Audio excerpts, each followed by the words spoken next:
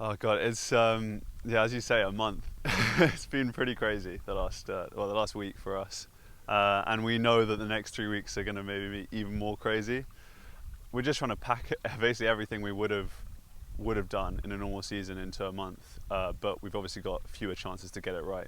Every single session we've been wanting to push on, we've got something out of it. So the hunger now we're back on the water is just extreme and more than I've ever felt in any boat. We've got what we've done on the erg and we're fit right now, and we've just got to bring that together as a crew. So it's a bit of a different focus because we're thinking more collectively than individually, but we still want to do the same thing. Our goal is the same, to win the boat race. Everyone's very aware that a month to get ready, it's not going to feel like it's not going to be as polished as it would have been in a normal season. We had a strong boat last year. I think last year we were very confident. I wouldn't say we ever saw ourselves as favourites. So going into this year, we've got quite a few people coming back. We're confident.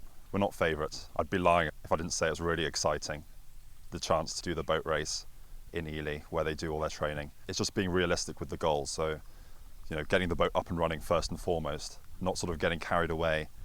It's been a long journey. The reality of this year is that things are different, and we're ready to take that on. But I think we've got to still remember that actually it doesn't really matter where the race is or who's watching.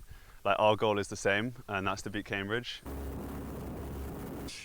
It's all about really hammering in the rhythm and the stroke pattern that we're working towards, and we're close. It's all about just every single stroke, every single K, focusing on that.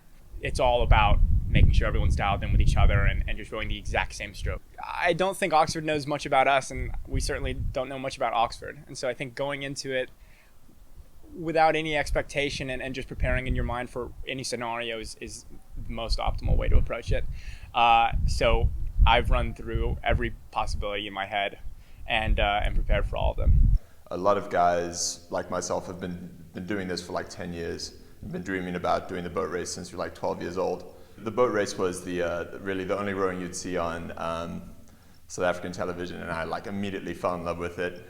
Wanted to be a light blue straight away, and I've sort of been working towards that over the years and taking the steps necessary, and it's just a dream come true to be here. We spent all those weeks in lockdown, obviously getting ready physiologically, but at the same time I think people were mentally preparing to get back on the water, and now that we've got these opportunities, I think people are making changes very quickly, getting into the mindset of we're ready to race. The boat race is just so traditional, and there's so much history in it. Sort of being at the forefront of what is really, I'd say, one of the defining events of the rowing world is just an absolute privilege, an absolute dream come true.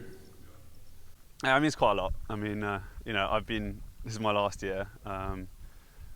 I've done, this is my 4th boat race campaign, and I haven't got a victory yet, so I'm looking to change that.